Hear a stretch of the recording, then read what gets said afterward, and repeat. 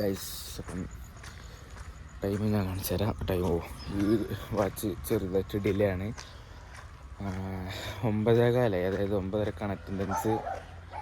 ലേറ്റായി, എണീക്കാൻ ലേറ്റ്. ഇന്നലെ രാത്രി സാധാരണ ഞാൻ ഉറങ്ങുമ്പോൾ അലാറം വെച്ചിട്ട് ഉറങ്ങാല്.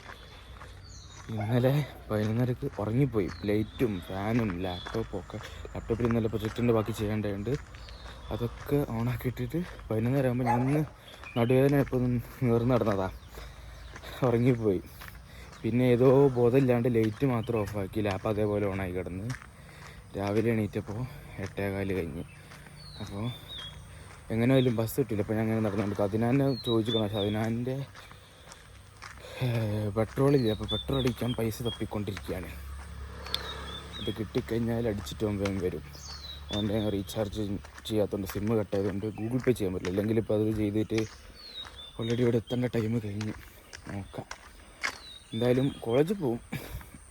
ലേറ്റ് ആയാലും കുഴപ്പമൊന്നുമില്ല. ഇനിയിപ്പോൾ അതിനാ വരുമോ, ഞാൻ ബസ്സിന് പോകണമെന്ന് മാത്രമാണ് അറിയാത്തത്. എന്തായാലും കോളേജിലെത്തിയാൽ കാണാം. ഗൈസ്, അപ്പം നടന്നുകൊണ്ടിരിക്കുകയാണ്. അതിനാനിപ്പോൾ വരും മെസ്സേജ് ഇപ്പോൾ വരാമെന്ന് പറഞ്ഞിട്ട്. അപ്പം ബസ് കയറി പിന്നെ ഡബിൾ ലേറ്റ് ആവുന്നില്ല. എന്തായാലും അറ്റൻഡൻസ് പോവും, എന്നാലും കുഴപ്പമില്ല, എത്തും. എന്തായാലും പോയി നോക്കാം.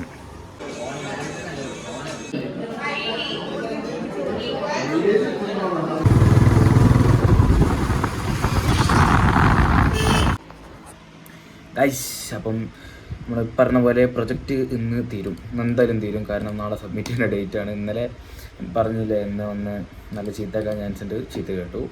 നമ്മൾ നന്നായതല്ല സംഭവം. നമുക്ക് ടൈം ഇതാകുന്നില്ല. ഞാനിപ്പോൾ നിൽക്കുന്നത് ഇതിലാണ് കേട്ടോ, പുതപ്പിൽ. ഇനി ആവില്ല, ഡ്രസ്സ് എന്നിട്ട് വലിയ ഫോർമാലിറ്റിക്ക് ഇടാനൊന്നും വയ്യ. പെട്ടെന്ന് ഒരു ഔട്ടർ പറഞ്ഞിട്ട് പോകാനാണ് വന്നത്.